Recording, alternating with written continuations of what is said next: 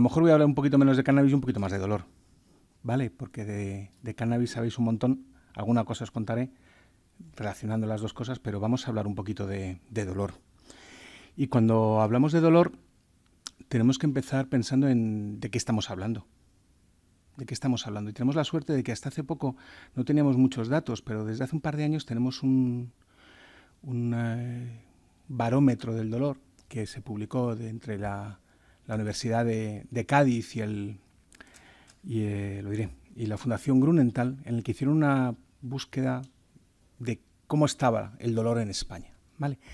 Bueno, aquí está en pequeñito. La media es que aproximadamente un 26% de los pacientes en España, un 26% de personas tienen dolor crónico, todos los días. Y como os imagináis, un poquito más en chicas y un poquito menos en chicos, ¿vale? Pero estamos hablando de que 20% de la población española tiene dolor. Volvemos a lo de siempre. El dolor es una enfermedad que no se ve. Claro, yo siempre cuento lo mismo, ¿no? Si tú tecleas en Google dolor y le das a imágenes, te salen gente con la cara torcida, con dolores en todas partes, y yo veo a vosotros y no estáis así. Lo cual no significa que no tengáis dolor, ¿vale? Y ese es el gran problema. El hecho de no expresar continuamente el dolor hace pensar que realmente estos números no son ciertos. Un 25%.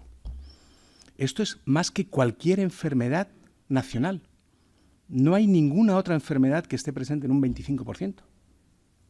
Ninguna. Ni la artritis, ni la artrosis. O sea que estamos hablando de cosas muy importantes, hablando del dolor como enfermedad, ¿vale? Lógicamente hay enfermedades que cursan con dolor y probablemente estén metidos aquí dentro de ello, ¿no? Pero si consideramos el dolor como fenómeno, estamos hablando de la enfermedad más prevalente que hay ahora mismo en España. Y la parte que menos me importa a mí, pero que probablemente es una parte que a lo mejor podemos utilizar como argumento muy sólido, es cuando hablamos de dinero, cuando hablamos de economía. Y estamos hablando de que el dolor en España supone 16.000 millones de euros, que es un 2,5% del Producto Interior Bruto. No está mal, ¿eh? Y cuando hablamos de dolor estamos hablando de gasto directo, en uso de recursos, medicamentos, etcétera, etcétera, y estamos hablando también de gastos indirectos, de gente que no puede ir a trabajar, bajas continuas, de gente que va a trabajar pero no puede trabajar lo bien que le gustaría. Entonces, todas estas cosas, esto para un político sí que cuenta. A lo mejor vuestras caras no, salvo cuando llegue el momento de votar, pero estos números sí que son impresionantes. Ya está, no voy a hablar más de números, me importan muy poco los números. La economía me importa demasiado poco, pero sí que me importa esto, fijaros. Un 30% de los pacientes con dolor tienen bajas. No continuas, pero sí recurrentes. 1 de cada 3 pacientes con dolor no puede ir a trabajar. Ojo, no es que no quiera, ¿eh? No es que no quiera. Que yo que trabajo en una universidad, a veces oyes cosas, este lleva de baja, este lo que no quiere dar un palo al agua. ¿Que habrá? Coño, claro que... Bueno, se puede decir coño porque es mi universidad, así que digo coño. Claro que habrá, pero desde luego no son la mayoría, ¿vale?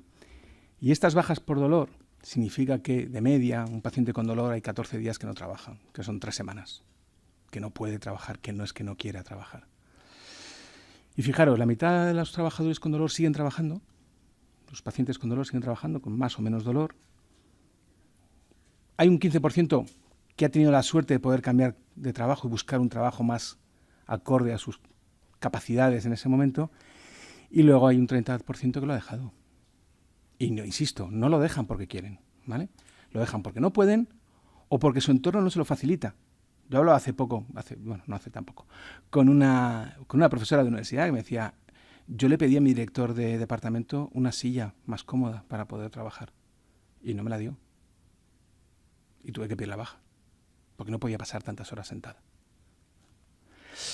Y eso hace que frente a un 3%, que es el absentismo habitual entre la población española, pues los pacientes con dolor tengan la población con dolor tiene un absentismo que ronda el 40%.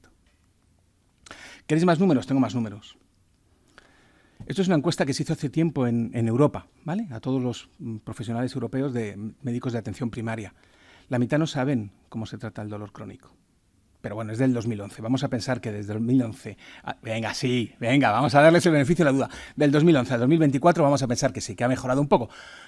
Vamos a que ahora ya solo hay un 30% que no lo sepan. Sigue siendo una barbaridad, ¿vale? Sigue siendo una barbaridad porque si estamos hablando de dolor, que es la primera causa de consulta, la razón por la que los pacientes acuden al médico casi siempre es por dolor. Que haya gente que no sepa tratar el dolor crónico, ojo, no es culpa de ellos, ¿eh? Aquí podemos meternos en una historia a ver de quién es la culpa de que no sepan hablar de dolor y probablemente la primera culpa la tenemos las universidades, que no educamos en dolor a nuestros estudiantes, ¿no? El 50% no sabe qué hacer si falla el primero, es decir, el primero es ibuprofeno, y si falla el ibuprofeno, ¿qué hago? Y fijaros, esto es una encuesta más actual a la plataforma de pacientes, preguntando cómo de satisfechos están ellos con sus médicos, con sus tratamientos. Bueno, la satisfacción media es un 4 sobre 10. Hay gente que está muy satisfecha y hay gente que está muy poco satisfecha. Y normalmente esa poca satisfacción se relaciona con los médicos de primaria. Que no es que sean peores médicos, es que probablemente tienen menos tiempo, probablemente tienen menos recursos, probablemente tienes más saturación, etcétera, etcétera, ¿vale? Y cuando el paciente llega a la unidad del dolor se siente mucho mejor tratado, porque llegan menos y porque cuando llegan en general tienen acceso a una serie de recursos a los que no tienen acceso los médicos de primaria. Así que ves, satisfacción, mayor satisfacción con la especializada, etcétera, etcétera. Bueno, no es que tenga una enfermedad, es que mi enfermedad me impide relacionarme. Y aproximadamente un 30% de los pacientes con dolor no salen a la calle, no se relacionan. No porque no puedan, fijaros, ¿eh? Los resultados de esta encuesta te dicen que es que yo hablo de los pacientes como si vosotros no estuvierais aquí, ¿vale? Aunque sé que es por no personalizar, ¿vale? Los pacientes con dolor están hartos de que les pregunten por su dolor. Están hartos de que les digan, pues no te veo yo tan mal. ¿De verdad te duele tanto? ¿Hoy también te duele? Como si fuera una cosa que va y viene y que depende un poco de como la corbata que te has puesto ese día, ¿no? Entonces, pues mira, tengo dos opciones, o contártelo de verdad o decir, yo estoy bien, hoy estoy mejor, aunque por dentro te esté ardiendo el intestino, ¿no? Y eso hace que muchas veces el paciente se aísla y deja de salir. A mí me ha gustado mucho ver esto. Me ha gustado mucho ver esto porque se oye continuamente decir que el paciente con dolor está deprimido o que el paciente con dolor está ansioso. No. No os agarréis a esa bandera para decir, no, es que claro, mi paciente tiene una depresión. No. El paciente puede estar triste, tu paciente puede estar cabreado, tu paciente puede estar agobiado, pero no todos los pacientes tienen un cuadro de depresión. Y eso justifica que no haya que tratar a todos los pacientes con antidepresivos para la depresión, ¿vale? 1 de cada 3. Los otros 2 lo pasan mal. Los otros 2 de cada 3, quiero decir. Los otros 2 están cabreados, están tristes, están angustiados, pueden tener una crisis de ansiedad, puede haber un momento que no les apetece nada, claro, pero no es que todos los pacientes tengan depresión, porque es un argumento al que se recurre muy a menudo, para decir, bueno, es que claro, no mejora porque como tiene depresión. No mejora porque no mejora, y luego a lo mejor tiene depresión y a lo mejor no tiene depresión. ¿Cómo son los pacientes con dolor? Son mujeres. Ha cambiado un poquito el perfil. Las primeras encuestas decían que eran mujeres de unos 46 años. La edad media ha subido. Ahora son pacientes con 50 años. A lo mejor son los mismos pacientes que no se han curado y que siguen con dolor y que van envejeciendo. Pero fijaros, de media 7 años con dolor. Si la media son 7, tenemos pacientes que llevan 20 años con dolor. No trabajan, no porque no quieran, sino porque no pueden, viven con familia afortunadamente, la mayoría es población urbana. Aquí también podríamos hablar un poco, porque también hay algo que tiene que ver con el distrito postal y con las expectativas y con la forma de enfrentarse. En fin, hay muchas cosas que tendríamos que meter ahí. Pero bueno, así son los pacientes con dolor. Perdón. Y los pacientes con dolor, fijaros, en esta encuesta, el 60%, el 70% casi, tienen mucho dolor. No un poquito de dolor, no un dolor de ¡ay, cómo me duele! No, un dolor que ya hablamos de incapacitante, un dolor que ya no te deja hacer las cosas que te gustaría hacer todos los días. Aunque no se les note. Y luego, bueno, si vamos a mirar un poquito dónde está ese dolor, ahí podéis ver que, fijaros, la mayoría tienen un dolor de espalda, un dolor en las extremidades. Esto es un dolor que asociamos con otras patologías, como la artrosis, etcétera. Pero fijaros, un 13%. Me está dando mucho mal rollo hablar de dolor, porque me estáis poniendo unas caritas. Yo sé que un paciente con dolor, cuando se habla de dolor, sufre por dentro, ¿vale? Y de verdad que me encantaría poder no contaros todo esto y hablar de cualquier otra historia, pero la culpa es de Carola, que me ha puesto aquí para que os hable de dolor. Entonces, bueno, imaginaros que estamos hablando de otras personas que no están aquí, gente de fuera, ¿vale? De otro planeta, yo qué sé. Y un 13% tiene un dolor generalizado. Ese dolor generalizado es difícil de saber qué es. Es difícil de saber si está asociado con una enfermedad, si es otra cosa. Y ahí está fundamentalmente, ¿no?, el principal caballo de batalla del abordaje y el tratamiento del dolor. Y luego, bueno, el diagnóstico ya tampoco me importa mucho, porque al final una de las cosas que les pasa a los pacientes con dolor es que el dolor empieza en un sitio y al final el dolor termina abarcándolo todo y termina haciéndose dueño de la vida de ese paciente de otro planeta muy lejano, ¿vale? ¿Por qué os cuento todo esto? Os cuento todo esto porque en el fondo lo que pasa es que no sabemos mucho de dolor. Parece mentira, pero hemos empezado a hablar de dolor en los años 70 del siglo pasado. Antes el dolor como enfermedad no existía, el dolor era un síntoma.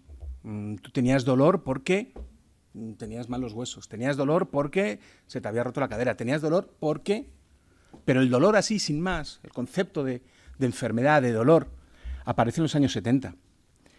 Y los años 70, desde un punto de vista científico, es ayer, ¿vale? Entonces, vamos aprendiendo y vamos sabiendo mucho, y la verdad es que hemos avanzado muy deprisa. Cuando yo estaba estudiando y los dinosaurios poblaban la Tierra, lo que sabíamos de dolor era nada comparado con lo que sabemos ahora, ¿vale? No me voy a meter a hablaros de neuronas y de neurotransmisores, pero sí que quiero contaros un poquito, cuando hablamos de dolor, de qué estamos hablando. Estamos hablando de un estímulo que se genera ahí en cualquier parte del cuerpo y que se transmite a través de una neurona. Una neurona es una célula que tiene unos receptores específicos para reconocer ese estímulo. Un estímulo que potencialmente es mortal, que potencialmente es dañino, que va en contra de la supervivencia del individuo. Entonces ese estímulo se transmite a través de una neurona, una celulilla muy larga, que es capaz de reconocer un estímulo y de transmitir un estímulo hasta la médula espinal. ¿Vale? La médula espinal, ya sabéis, está localizada dentro de la columna vertebral y ahí llega toda la información de nuestro cuerpo. Todos los sensores que tenemos en forma de neuronas van a llevar la información a la médula espinal. Y en la médula espinal, otra neuronilla lo que va a hacer es reconocer esa información y transmitir esa información. ¿A dónde? Al cerebro, al gran hermano, ¿vale? Existen posibilidades de modular aquí dentro la información. No toda la información que entra sale, ¿vale? También hay otras neuronas y otras células que son capaces, en cierta medida, de modular la información. Pero bueno, no vamos a entrar mucho en detalle de eso. Bueno, igual un poquito sí. Y luego esa segunda neurona lleva la información al cerebro. Entonces, cuando la información llega al cerebro, el gran hermano, que todo lo ve y que todo lo controla, en primer lugar, lo que le interesa al cerebro, si hay una señal de alarma, si hay un riesgo, es saber dónde está ese riesgo, ¿vale? Y esa información la ubica aquí en la corteza, la corteza somatosensorial, ¿vale? Una parte del cerebro que está especializada en reconocer y localizar el estímulo, ¿vale? Otra parte de la información que entra por la médula espinal y que llega al tronco del encéfalo va a ir directamente al sistema límbico. El sistema límbico es el que regula las emociones. El sistema límbico es el que nos hace cabrearnos cuando el autobús llega tarde o llorar cuando nos acordamos de un ser querido, ¿vale? Ahí las emociones se generan todas en 6 o 7 pequeños núcleos muy chiquititos, pero con muchas neuronas hablándose todas unas con otras. Y luego toda esa información que se ha generado en la corteza somatosensorial, que me dice dónde está localizado el dolor, y en el sistema límbico, que me provoca una emoción frente a ese dolor, todo eso termina llegando a la corteza prefrontal, a la parte delantera del cerebro.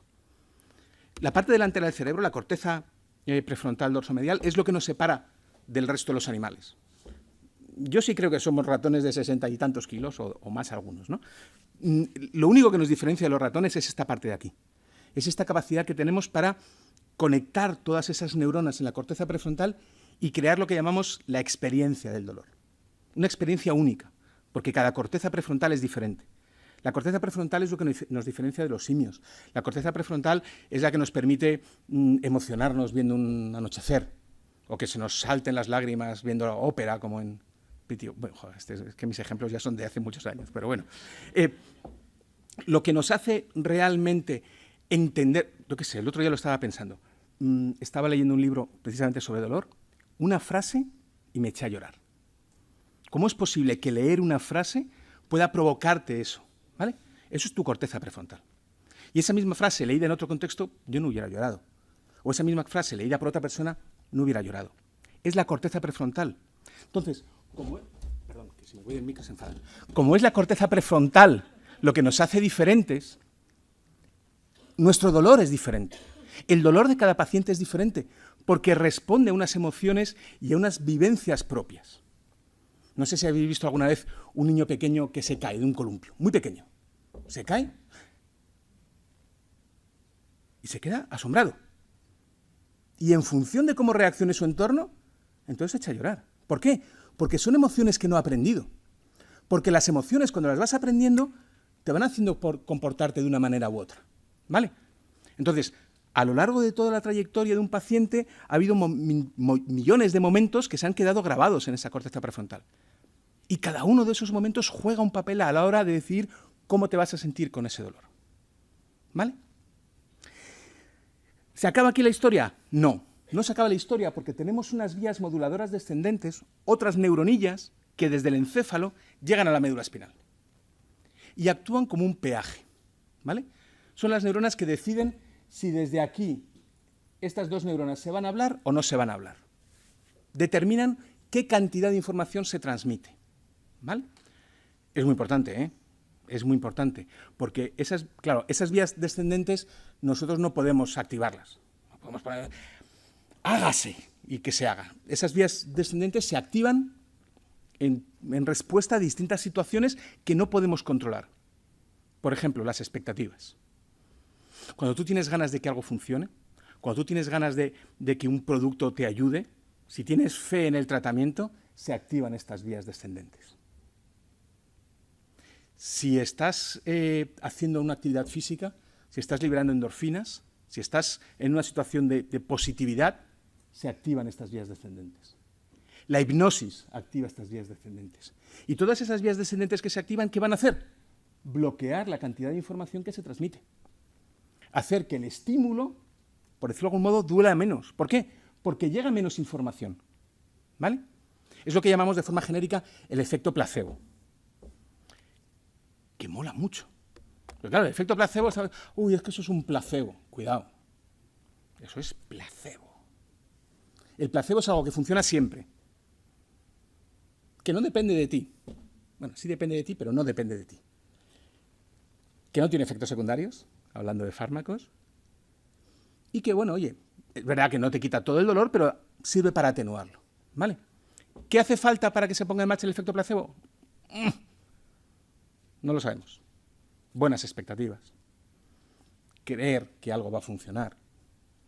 Hacer actividad física. Liberar endorfinas, movernos. No estamos hablando de levantar mancuernas de 20 kilos. Estamos hablando de que en vez de estar sentados estéis de pie, moviéndoos. Y solamente el moverse ya está liberando endorfinas. El coger, por muy mal que esté el paciente, y decir, me voy a estirar. Ya sé que esto es de muy mala educación, ¿vale? Pero cuando te estás estirando, estás liberando endorfinas. Y esas endorfinas hacen que te duela un poquito menos. Ahí. Las expectativas. No sé si conocéis a alguien que le haya pasado que va a ir al médico. Dice, voy a mi médico, o voy a mi fisio, o voy a mi psicólogo. Y cuando llegas a la consulta dices, el caso es que ahora me duele menos. El caso es que estaba en casa medio retorcido y estoy aquí, pues como que estoy... ¿Sabes cuando se te estropea la tele, viene el de la tele y funciona la tele? Pues una cosa igual, ¿no? O sea, es llegar allí y decir, pues ahora me duele menos. ¿Por qué? Porque ibas pensando, voy a ver a mi médico. ¡Pum! Endorfinas. Voy haciendo un poquito de ejercicio. ¡Pum! Endorfinas. Y todo eso hace que el dolor el estímulo que se está generando aquí no tenga capacidad para llegar al cerebro. Imaginaros que sois un niño pequeño y os caéis en un columpio. Y os haces daño, y os duele. Y viene tu padre, tu madre, yo que sé, hay tantas familias ahora que viene alguien de la familia o un amigo muy querido y te dice, Sana, sana, culito de rana. Palabras mágicas. Palabras mágicas que estimulan estas vías inhibidoras descendentes y que hacen que realmente la cantidad de información que se genera aquí es menor. Y ya si le frotas la mano, porque esto tiene también otras vías, otras fibras nerviosas que también actúan, si ya le frotas la zona dolorida, entonces, mano santo, el cabrón se levanta y sale corriendo y dice, ¿tú no estabas llorando hace un minuto? Esas expectativas, esas creencias positivas son tremendamente buenas y son tremendamente malas, ¿vale?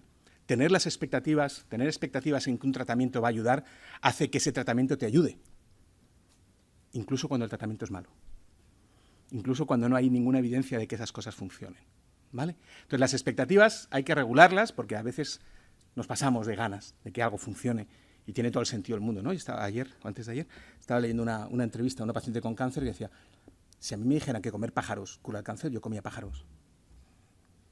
Coño, claro. Si a mí me dijeran que comer flores cura el dolor, pues claro que comía flores. Vale, entonces, ojo con las expectativas. Bueno, y esto es el dolor, ¿vale? Ahora bien, hay otro tipo de dolor, que a lo mejor os suena, que es el dolor neuropático. En el dolor neuropático no tenemos un estímulo externo. En el dolor neuropático lo que tenemos es una fibra nerviosa que funciona mal. Esas neuronas que se encargan de transmitir la información hacen lo que les da la gana. Y empiezan a enviar información porque sí, de repente. Pero claro, el cerebro es tonto. El cerebro no es capaz de identificar los estímulos que valen de los que no valen. El cerebro reconoce estímulos y responde a esos estímulos. Entonces, aunque no haya una lesión externa que va, yo qué sé, a complicar tu supervivencia, el cerebro le da igual. Va a integrar esa información exactamente igual y la va a reflejar exactamente igual, ¿vale?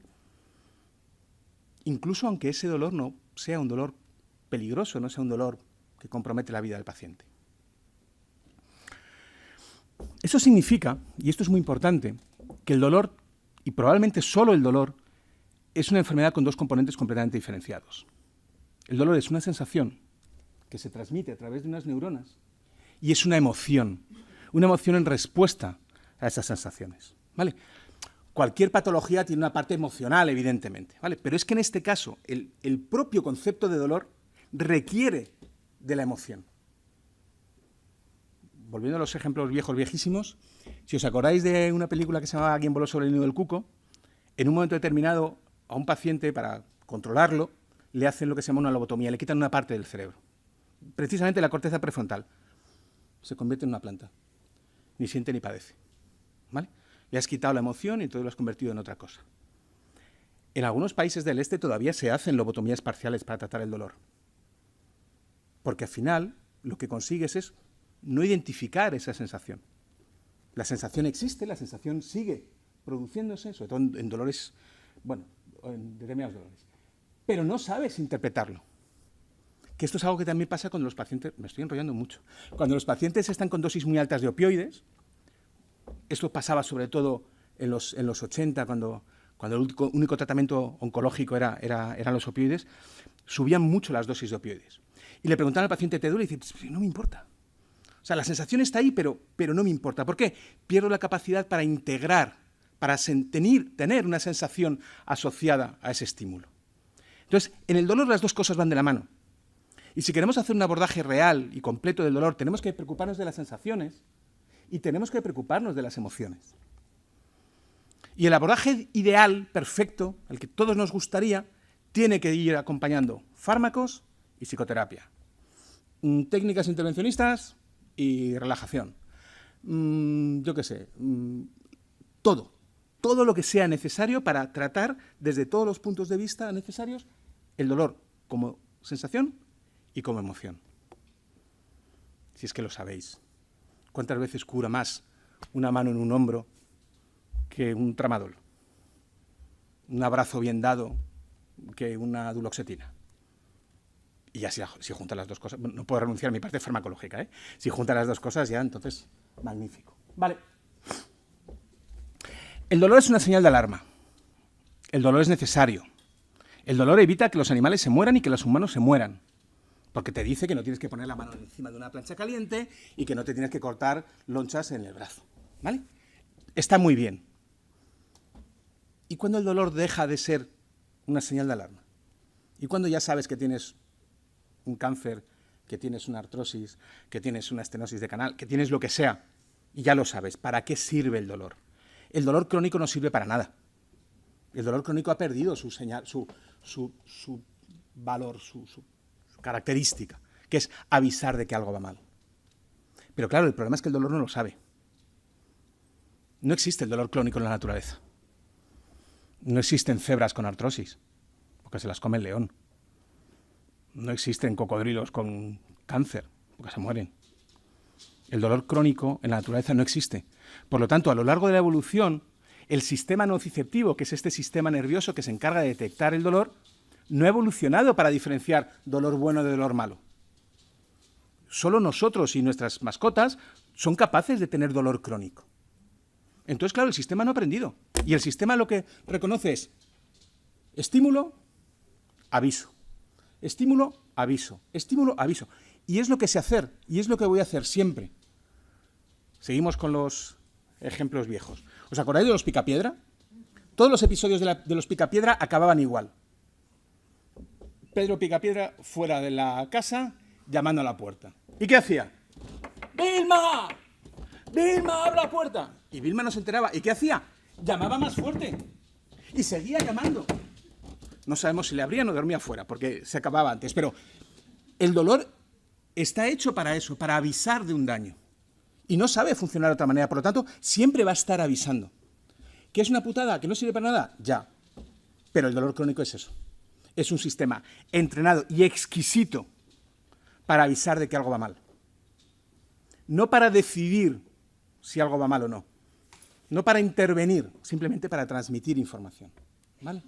Entonces, cuando el estímulo se mantiene, entonces empieza a producirse un cambio en el sistema nociceptivo, el sistema de neuronas que transmite la información. ¿Vale?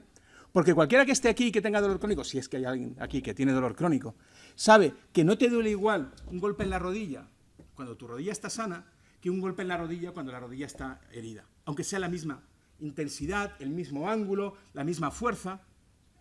Pero si el estímulo es el mismo, ¿por qué no me duele igual? No te duele igual porque ese sistema que está entrenado para avisar de que algo va mal, como decía antes Manuel, se ha sensibilizado, se ha vuelto más alerta, está más preparado porque el estímulo no ha salido. Por lo tanto, tengo que seguir llamando a la puerta y tengo que llamar más fuerte. ¿Vale? Entonces, y esta es una de las cosas que cuesta mucho que los médicos entiendan. La definición de dolor crónico, por ahí dicen que es un dolor que se prolonga más allá de 3 meses. Hace 6 años era un dolor que se prolongaba más allá de 6 meses. ¿Qué ha pasado? ¿Por qué ahora 6 antes, por qué era 3 antes 6? No tiene sentido. Bueno, podemos discutir sobre cuáles pueden ser las razones que hay detrás. El dolor, el sistema nociceptivo cambia y se adapta. Y esos cambios son los que hacen que se sienta más dolor del que se debería sentir. ¿Vale? Entonces, si volvemos a nuestro monigote, lo que ha pasado aquí es que ese sistema tan eficaz a la hora de detectar estímulos nocivos, como el estímulo se mantiene, lo que hace es amplificar todas las señales, facilitar que esa respuesta se traslade, ¿vale? Y entonces aquí se liberan una serie de neuronas, o sea, una serie de neurotransmisores que estimulan otras neuronas, que estimulan otros neurotransmisores, que estimulan otras neuronas. Y si antes a lo mejor teníamos 3 neuronas enviando información, ahora tenemos 300. ¿Vale? Y la zona se amplifica. ¿Habéis metido alguna vez una bandeja con macarrones en un horno y os habéis quemado? Yo sí, aquí. Y me ha quedado la marca para siempre. Cuando yo metí la bandeja en el horno, esta parte es la que había tocado con el horno. Esta parte es la que se había quemado. Media hora más tarde me dolía aquí. ¿Por qué me dolía aquí? Si aquí no había herida, aquí no había daño, aquí no había lesión.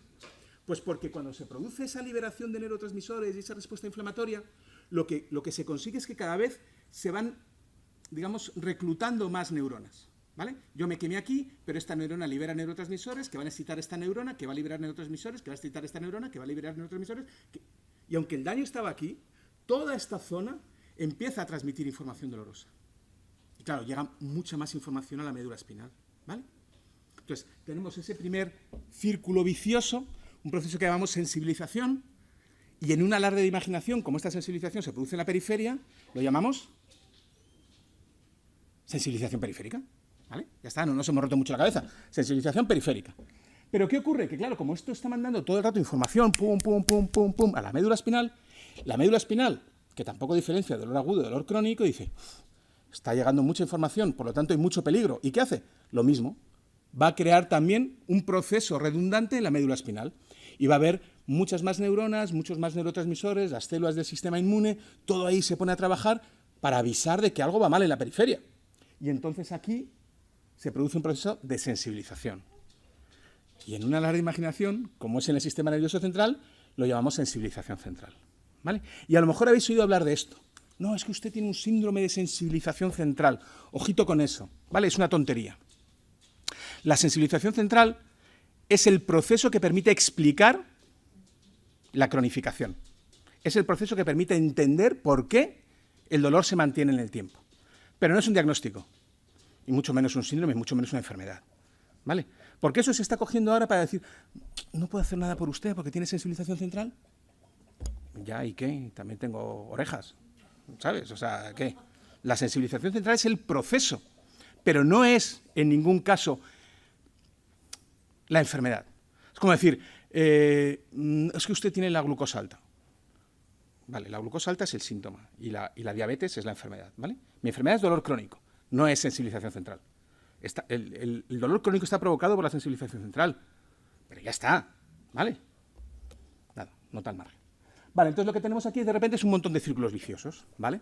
Y entonces lo que tenemos aquí es un follón tremendo, porque claro, de repente lo que tenía que doler 3, duele 30. Y cuando llega a la médula se convierte en 40. Y cuando llega al cerebro, el cerebro lo interpreta como 50. Entonces todo duele y todo duele más. Y luego, por si fuera poco, como el dolor es una señal de alarma y el sistema está pensado para avisar del peligro, lo que nos puede pasar es que en otras zonas de la médula espinal, que no están directamente relacionadas con la zona del estímulo, como la médula espinal se habla, entre ella también hay neuronillas que van hablando información de un lado para otro, al final, este follón que se ha montado aquí, se reproduce aquí. Y cuando este follón se reproduce aquí, la información llega al cerebro. Y el cerebro, que es tonto, dice, pues si me está llegando información dolorosa de aquí, pues entonces lo que pasa es que me duele aquí. Y entonces el cerebro se inventa que hay un dolor aquí, porque su cerebro, su sistema nociceptivo, está diciéndole que esta neurona está enviando información al cerebro. No sé si me estoy explicando bien, ¿vale? En un momento determinado el procesamiento se va a hacer puñetas y entonces empieza a dolerte en sitios donde no te debería doler. Hace calor aquí, ¿verdad? Sí. Yo creía que era la emoción, pero os veo a vosotras moviéndose así y digo, hace calor. Seguro que hay más de uno y más de dos pacientes, aquí o en otro sitio, que han ido a la consulta y le han dicho al trauma, me duele la rodilla izquierda. Y dice, pues a usted la que duele es la derecha. Me duele también la izquierda. No se preocupe, le voy a hacer una radiografía. Le hace una radiografía y dice, esa rodilla está perfecta. Y no hace falta que te diga, pero está pensando, así que te estás inventando ese dolor de la rodilla derecha. Perdón, de la rodilla izquierda. No te lo estás inventando. Lo que pasa es que el cerebro, que es tonto, como hay un proceso de sensibilización, está entendiendo que el dolor está llegando de otros sitios. Y le están doliendo cosas que no deberían dolerle. Pero es que el cerebro se fía más de sus mensajes internos que de la realidad. ¿Sabéis lo que es el dolor de miembro fantasma? El dolor de miembro fantasma es que te falta una mano y te duele la mano. Que no hay mano, que tú estás viendo que no hay mano. No importa. O sea, esa neurona se podía haber atrofiado, no hay mano. No. Esa neurona sigue enviando información y el cerebro le da más importancia a la información que a sus ojos o que a los ojos del paciente. Por eso digo que el cerebro es tonto, ¿vale? Entonces empieza a producirse una situación de dolor generalizado que no tiene mucho sentido, que no tiene mucha lógica y que se debe a un error en el procesamiento, ¿vale? Y luego, por si fuera poco, perdonadme, las vías moduladoras descendentes funcionan peor. Esto no sabemos muy bien por qué, ¿vale? Así como en el otro tenemos mucha información, esta parte la tenemos un poco más confusa, pero esa inhibición descendente, ese efecto placebo, esas endorfinas que funcionan muy bien en dolor agudo, en dolor crónico funcionan peor. No sabemos. Entonces, bueno, ¿qué tenemos aquí? Pues tenemos un proceso redundante, ¿vale? de un dolor mantenido en la periferia que provoca una sensibilización periférica, que provoca una sensibilización central, que modifica tus emociones, las emociones repercuten en cómo sientes ese dolor, y al final lo que tenemos es un Cristo ahí tremendo, ¿vale? Donde todo se ha desequilibrado, todo se ha desregulado. Se puede curar. Se puede curar, ¿vale? Yo sé que los que estáis aquí me estáis diciendo, pero el dolor crónico se cura. ¿Es fácil? No. ¿Es habitual? Tampoco. ¿Se puede conseguir? Se puede conseguir. Nosotros en el laboratorio curamos el dolor de nuestros ratones. Yo tengo modelos de dolor neuropático en ratones que dejan de tener dolor. Bueno, no es exactamente dolor, pero bueno. Pero llevan una vida completamente normal para ser un ratón, ¿vale? Entonces, ¿hay cosas que se pueden hacer? Sí. ¿De qué depende? De un montón. Depende de las sensaciones, depende de las emociones, depende de cuándo empecemos a tratar ese dolor. Además del dolor por patología y el dolor como patología, tenemos todo un componente genético y un componente psicológico, que no podemos olvidar, ¿vale?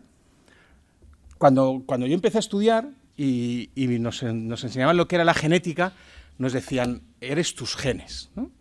Los genes son los que determinan lo que tú eres. Y durante una temporada eso fue así, hasta que en los años 90 alguien levantó la mano y dijo, hay una cosa que se llama epigenética. Y la epigenética lo que significa es que tú tienes esos genes, pero esos genes no todos se tienen que expresar. Esos genes se van a expresar o no. Sabéis que los genes dan lugar a proteínas y todo eso tiene que ver con pues, los neurotransmisores y toda esta historia. Dependiendo de tu entorno, dependiendo de tu vida, dependiendo de tus circunstancias, de las enfermedades que tengas, así esos genes darán lugar a proteínas o no. Por lo tanto, a lo largo de la vida, los genes van cambiando. Bueno, los genes van cambiando. La expresión de genes va cambiando. La expresión de proteínas va cambiando. Entonces, la epigenética modula esa respuesta con la que nacemos todos. Y eso está muy bien estudiado, ¿no? Niños gemelos univitelinos que nacen y se les sigue durante 50 años y uno desarrolla unas enfermedades y otro desarrolla otras, teniendo los mismos genes. ¿Cuál es la diferencia? El entorno. Donde han vivido, lo que han comido, lo que han sufrido, lo que han estudiado. Todo eso, por increíble que parece, va a modular toda la expresión génica y va a modular la expresión de proteínas y va a modular la experiencia dolorosa, ¿no? Desgraciadamente sabemos que el dolor es un factor epigenético y que la presencia de dolor muchas veces facilita la aparición de esas proteínas y de esos neurotransmisores que van a generar más dolor, ¿no? Pero por lo que os decía antes, porque el sistema no está pensado para frenarse. El sistema está pensado para embalarse si hace falta, porque el dolor es una señal de alarma. Entonces os decía, vale, ya sabemos más o menos cómo es el dolor, cómo se produce, cómo se genera, cómo se transmite, cómo lo controlamos. Yo me voy a quedar en la parte de la farmacología porque es de lo poquito que sé, ¿vale? Es decir, de los tratamientos farmacológicos, de los medicamentos y las herramientas que tenemos para tratar el dolor. Pues depende. Depende. Lo primero que se piensa a la hora de tratar el dolor es si no te duele mucho, ibuprofeno, y si te duele mucho, un opioide, ¿vale? Tramadol, morfina, tapentadol, los que queráis. Un abordaje, y esto es importante que lo conozcáis porque desgraciadamente os tratan a los pacientes así muchas veces, un abordaje basado en la intensidad del dolor. Si te duele poquito, un ibuprofeno, para dolores moderados; si te duele mucho, un opioide. Ese abordaje apareció en los años 80, un grupo de expertos en la OMS, en la Organización Mundial de la Salud, se reunieron para tratar el dolor oncológico. Porque ya os digo que hasta los 70 el dolor no se consideraba, en los 80 entonces, un tipo de dolor muy concreto, que es el dolor por cáncer, en pacientes que entonces evolucionaban casi todos hacia la muerte. El tumor iba creciendo, cada vez dolía más. Entonces, tenemos que tratar el dolor de estos pacientes. No tiene sentido que los pacientes mueran con dolor. Y entonces idearon esta historia de la escalera analgésica de la OMS, ¿no? En el primer peldaño de la escalera estaban los antiinflamatorios no esteroideos, ibuprofeno, aspirina, nolotil, todos los que os imagináis, ¿no? O paracetamol. Si con eso no se controlaba el dolor, o si bien el dolor crecía, entonces se subía al segundo escalón donde estaban los opioides menores, que en aquella época básicamente era codeína, nada más. Luego ya entró el tramadol, pero poquito cosa más. Si con eso no se controlaba el dolor, o bien la intensidad del dolor aumentaba, pasábamos al segundo escalón donde estaban los opioides mayores, que entonces era la morfina, el fentanilo, la hidromorfona y poco más, ¿vale? Y entonces era un abordaje del dolor basado en la intensidad, que estaba muy bien para un dolor predecible como era el dolor por cáncer, que sabíamos que iba a ir a más, etcétera, etcétera. Pero eso no vale para cualquier tipo de dolor. Y ahora, en la actualidad, los que tratan bien el dolor hacen un abordaje basado en mecanismos. Es decir, ¿qué tipo de dolor tienes? No es lo mismo un dolor inflamatorio que un dolor neuropático, no es lo mismo un dolor central que un dolor periférico, y en función del tipo de dolor que tienes, ya miraré yo cuáles son las herramientas farmacológicas que puedo usar, ¿vale? Los médicos más modernos, los que utilizan este abordaje, pues te van a decir, mira, para un dolor periférico, para una inflamación, para la artritis, ¿vale?, o para una lumbalgia inespecífica, pues lo que yo te recomiendo son los AINE. ¿Qué es un AINE? Un antiinflamatorio no esteroideo, ¿vale? Esa es la abreviatura de AINE. Lo que os decía, el ibuprofeno, el naproxeno, el diclofenaco, el ácido acetilsalicílico, todos estos fármacos que conocéis bien, ¿vale? Si yo lo que tengo es un dolor neuropático periférico, si son mis nervios los que transmiten mal la información, ¿vale?, entonces voy a ir a fármacos que modulan esa transmisión. Fármacos que actúan sobre esas neuronas y que las silencian. Claro, si el responsable de enviar la información es una neurona y yo callo a la neurona, la información no se transmite, ¿vale? Por lo tanto, abordajes como los anestésicos locales o la capsaicina buscan que la información que se genera aquí no llegue a la médula espinal. Si no llega a la médula espinal, no va a llegar al cerebro. Si no llega al cerebro, la experiencia... ¿Vale? Acordaros, ¿eh? Solo hablamos de dolor cuando la información llega al cerebro. Si estamos por debajo del dolor, o sea, por debajo del cerebro, estamos hablando de nocicepción, ¿vale? De una sensación. El dolor, la integración de la sensación más la emoción, solo se produce cuando todo llega a la corteza prefrontal, ¿vale? Si tenemos un dolor difícil de tratar que no responde pues, a esos, o que no tiene un componente inflamatorio, ¿vale?, podemos utilizar otros fármacos como los opioides, por ejemplo, que son muy eficaces a la hora de evitar que las neuronas se hablen. ¿Dónde se hablan las neuronas? Aquí. ¿Os acordáis? Hay una primera neurona que envía la información hasta aquí y una segunda neurona que envía la información. Desde Ramón y Cajal sabemos que eso se hace gracias a neurotransmisores. Los opioides evitan que los neurotransmisores de esta neurona lleguen a esta neurona. Por lo tanto, la información se corta aquí, ¿vale? Y otro sitio donde actúan los opioides es aquí arriba. Aquí están todas esas neuronas hablándose. Esa información que llega a la corteza somatosensorial, esa información que llega al sistema límbico, todo eso tiene que llegar a la corteza prefrontal. Si hacemos que esas neuronas se hablen menos, la interpretación que el encéfalo va a hacer de la información que viene de la periferia disminuye y sientes menos dolor.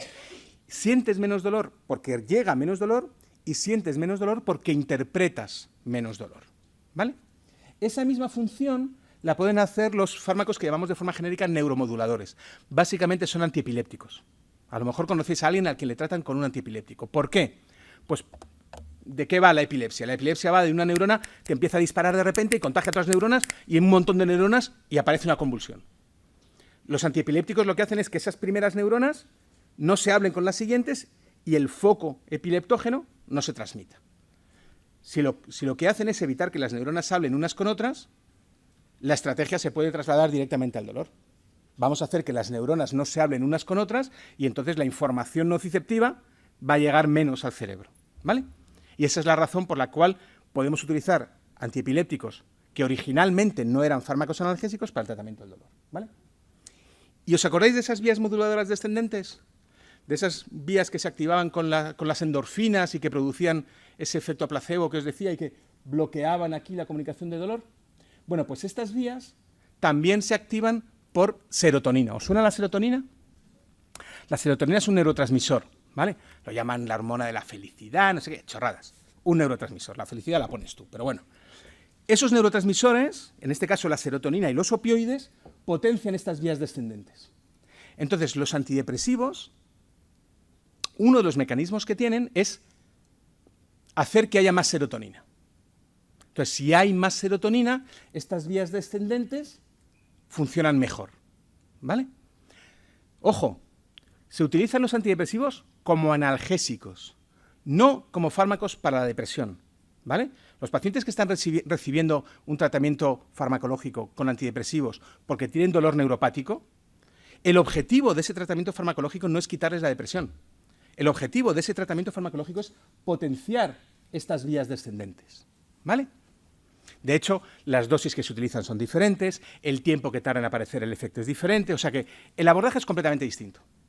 Pero claro, eso te lo tienen que contar, porque si no te lo explican bien y te dan una receta de antidepresivos y tú luego llegas al boticario y le dices esto y dices, esto es para la depresión, y dices, no, yo no tengo depresión, pues esto es para la depresión, pues me lo ha dado el médico, pues estará usted deprimido. Te vas a casa diciendo, ¿estoy deprimido o mi médico es gilipollas? Una de dos, ¿vale? Merece la pena perder 2 minutos en explicar que cuando utilizamos antidepresivos no siempre es para tratar la depresión, sino es para aumentar la cantidad de serotonina, y más serotonina son más vías moduladoras descendentes, más efecto placebo, etcétera, ¿vale? Y ya está. Básicamente ese es el armamentario farmacológico que tenemos para tratar el dolor, es esto, ¿vale? Y entonces la pregunta viene, ¿y los cannabinoides? ¿Dónde los encajamos en todo esto? Bueno, no me voy a enrollar porque Manuel os lo ha contado muy bien, pero sí quiero explicaros un poquito cómo vemos nosotros, los farmacólogos, el descubrimiento de los medicamentos, de los fármacos, ¿vale? Cómo vemos que hay que llegar a recomendar un tratamiento farmacológico, ¿vale? Y esto tiene que ver con el método científico de observación, prueba y error y repetición, etcétera, etcétera, que bueno, se desarrolla en el siglo XIX, pero bueno, no vamos a entrar en detalle, ¿vale? Observaciones, preguntas, de esas preguntas sale una hipótesis, de la hipótesis sale una experimentación, sacamos unas conclusiones y nos genera más preguntas, generalmente, ¿vale?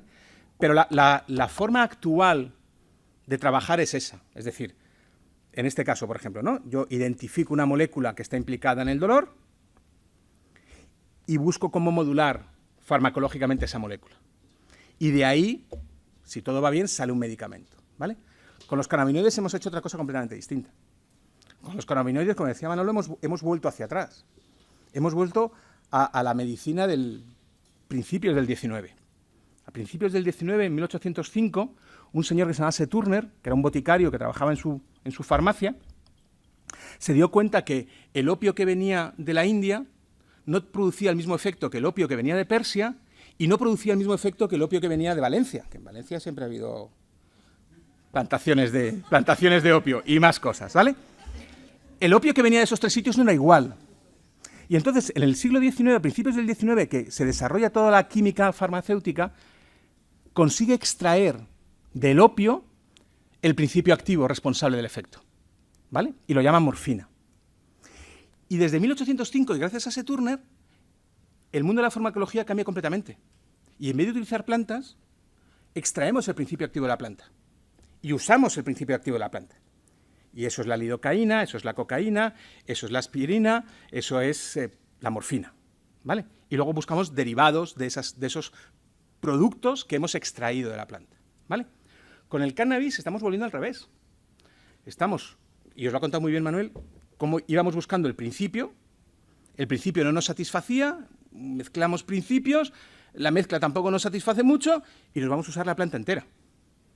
Claro, utilizar la planta entera es utilizar un montón de moléculas que tienen un montón de mecanismos, ¿no? Entonces eso, racionalmente, va en contra de 200 años de experimentación. Y esos 200 años de experimentación nos han ido muy bien. ¿Por qué digo esto? Porque esas bases están muy sólidamente marcadas. Y eso hace que la comunidad científica y la comunidad médica se apoye mucho en esa forma de trabajar, ¿vale? Entonces, choca mucho a la clase médica que ahora te digan, no, un extracto de plantas. ¿Cómo un extracto de plantas? O sea, ¿de qué estamos hablando? Estamos hablando de otra cosa, ¿vale? Entonces, fijaros, esta molécula se llama ácido acetilsalicílico. Seguro que la habéis reconocido todos, ¿no? Bueno, ácido salicílico. El ácido salicílico, en un momento determinado, un señor se puso a jugar con él y le cambió un poquito un terminal y lo convirtió en ácido acetilsalicílico. Y el ácido acetilsalicílico es una sustancia que produce un efecto, por eso se llama fármaco, ¿vale? Y este fármaco se convirtió en un medicamento, que es la aspirina. Y esta es la forma que hemos tenido clásicamente de ir, ¿vale? La molécula y el medicamento. Con los cannabinoides tenemos una situación completamente diferente. Y eso genera mucha incertidumbre en la clase médica, porque yo quiero que entendáis por qué las sociedades científicas, la Agencia del Medicamento, por qué son tan reacios a aceptar la planta cuando se está vendiendo Iberogast, que es una mezcla de plantas que sirven para la tripita y nadie dice nada. ¿Por qué esa parte sí y por qué el cannabis no? ¿No? Por todos estos años de evolución, ¿no? de cómo se desarrolla un medicamento. Un medicamento tradicionalmente en nuestro entorno partimos lo que llamamos una New Chemical Entity, una entidad nueva que tiene un efecto nuevo. Es un proceso que dura unos 14 años, desde que se identifica la molécula hasta el final, ¿vale? Y que sigue un proceso muy sistematizado, que es primero una fase de investigación, luego una fase de predesarrollo y luego una fase de desarrollo ya clínico con pacientes. ¿Qué significa? Pues significa que vamos pasando por todas estas fases, ¿vale? Primero buscamos una molécula, hacemos nuestras cosas con nuestros ratones, probamos en voluntarios sanos, luego probamos en pacientes con enfermedades y luego ya cuando llegamos a la fase 3 es el momento en el que ¡pum!, se aprueba la medicación. Esto seguro que lo tenéis todos muy fresco porque es lo que pasó con las vacunas. Las famosas vacunas COVID, que al principio decían, pero es que pues habría que probarlo en los ancianos porque son los que más se están muriendo. No se probó en ancianos porque no se había hecho un ensayo en ancianos. Y hasta que no se hizo un ensayo en ancianos y un ensayo en niños, no se autorizó para eso, ¿vale? O sea, estos procesos son muy rigurosos. Un poco coñazo, bastante coñazo, pero es la forma en la que tenemos ahora mismo de autorizar la medicación en nuestro entorno, ¿vale? Vale, me paso esto. ¿Cómo vamos? Esta es Eva, trabaja en mi laboratorio, es que me gusta decirlo, ¿vale? Y entonces, cuando llegamos a la fase clínica, ¿qué tenemos que hacer? Porque claro, ¿os acordáis todo lo que os he estado contando de las expectativas, de las ganas, del efecto placebo, de creer que algo va a funcionar, ¿vale? Si tú coges a un paciente y dices, voy a probar con usted un medicamento nuevo, empieza a chorrear endorfinas por todos los poros de su cuerpo. Las expectativas son cojonudas. Algo nuevo, que igual sirve. Claro, ¿qué significa? Que va a tener un efecto placebo, y el efecto placebo es analgésico. Si yo pruebo la nueva molécula, en un paciente que le he dicho que le voy a dar una nueva molécula, ¿cómo sé que el efecto no se debe, al menos en parte, a las expectativas? Se va a deber, ¿eh? Siempre que hay un medicamento hay expectativas detrás, ¿no? Pero ¿cómo sé, para una cosa nueva que no he estudiado antes, que no es una cuestión de expectativas? Pues no es una cuestión de expectativas porque yo lo que hago es un ensayo clínico. Y en un ensayo clínico cojo dos poblaciones de personas. A unos les doy el medicamento a probar y a otros les doy un placebo. Y a ninguno de ellos les digo qué le estoy dando, ¿vale? Usted entra en un ensayo clínico, pero yo no le digo qué le voy a dar. Puede ser que le toque el medicamento o puede ser que le toque el ensayo clínico, el fármaco en cuestión. Cuando pasa todo el proceso, abro el sobre y ya sé qué pacientes han recibido el tratamiento y qué pacientes han recibido el placebo. Comparo las respuestas en ambos grupos y miro a ver si hay diferencias estadísticamente significativas entre los dos grupos. Y si hay diferencias estadísticamente significativas, es decir, si hay una diferencia evidente entre los dos grupos, yo puedo decir, mi fármaco tiene un efecto, que es más que el efecto placebo, ¿vale? Y así voy avanzando en el mundo de la experimentación clínica. Luego hay otras posibilidades, que es lo que se llama la medicina basada en la experiencia. ¿De qué va esto? Pues esto va de coger y mirar a ver lo que pasa.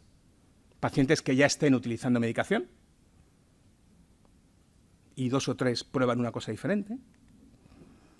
O bien simplemente un médico que decide que va a probar una cosa puntual en un paciente, ¿vale? Son observaciones.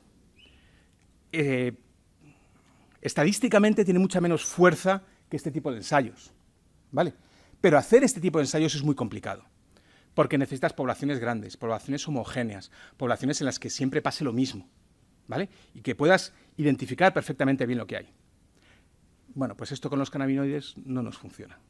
El problema que ha habido, y así me voy a comer todas las diapositivas que quedan, es que cuando hemos estado estudiando los efectos del cannabis para el dolor, lo que nos hemos encontrado es que los pacientes lo consumen de forma diferente, las enfermedades son diferentes, la posología, es decir, las dosis que utilizamos y los tiempos que utilizamos son diferentes, y entonces no puedes hacer esto. Entonces, ¿qué tenemos? Un montón de casos observacionales, un montón de casos únicos, un montón de pequeñas cortes. Pero claro, la evidencia científica, lo que la clase médica, lo que la agencia del medicamento quiere a la hora de atreverse a probar una nueva medicación, son estos resultados. Y estos resultados no se están haciendo. ¿Por qué no se están haciendo? En parte, pues porque no hay una patente. Porque claro, fijaros, esto es un caso real, ¿vale? Esto es una molécula que se descubre en un laboratorio alemán en el año 94. Esta molécula que se descubre en el año 94 se pone a la venta en el 2010, después de hacer todos los ensayos clínicos que había que hacer, etcétera, etcétera, ¿vale? Desde el 94 hasta el 2010. Cuando patentas una molécula, tienes 13 años para explotarla comercialmente. Quiere decir que esta molécula en el 2023 se ha dejado de comercializar. A partir del 2003 no se ha dejado de comercializar, se ha dejado de tener patentes. Significa que cualquier laboratorio puede hacer lo que llamamos un genérico, ¿os acordáis? Una molécula parecida, pero que ya no está protegida por la ley. ¿Qué significa esto? Significa que tengo muy poquito tiempo para sacarle todo el rendimiento posible. Y para sacarle el rendimiento tengo que tenerla patentada. Tiene que ser mía.